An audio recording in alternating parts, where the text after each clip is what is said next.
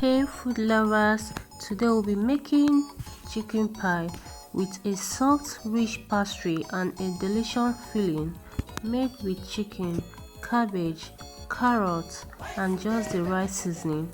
This recipe is easy, tasty and perfect for any occasion. So get your ingredients ready. Let's bake some golden goodness together.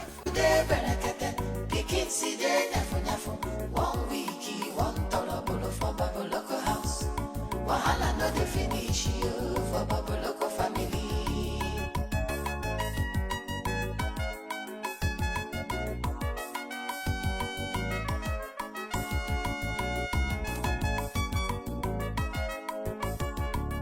Wife dey berekete, pikin si dey nyafu. 1 week, 1 torobolo for Baboloko house.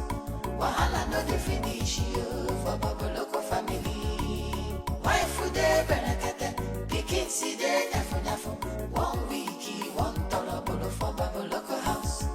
Wahala no dey finish you for Baboloko family.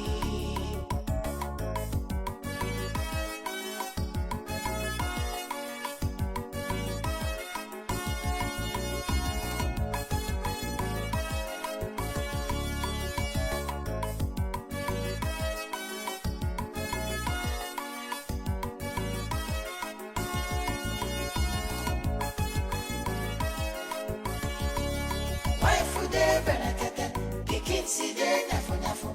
1 week, 1 torobolo for Baboloko house. Wahala no dey finish you for Baboloko family.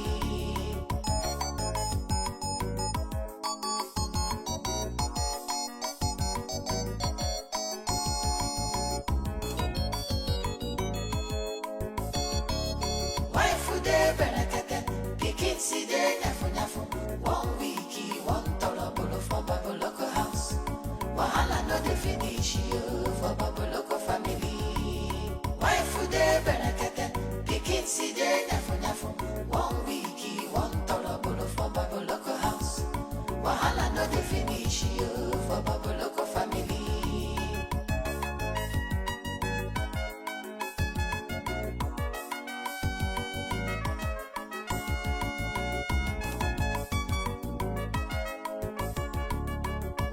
Dey berekete, pikin si dey nyafu. 1 week, 1 torobolo for Baboloko house. Wahala no dey finish you for Baboloko family. Wife dey berekete, pikin si dey nyafu.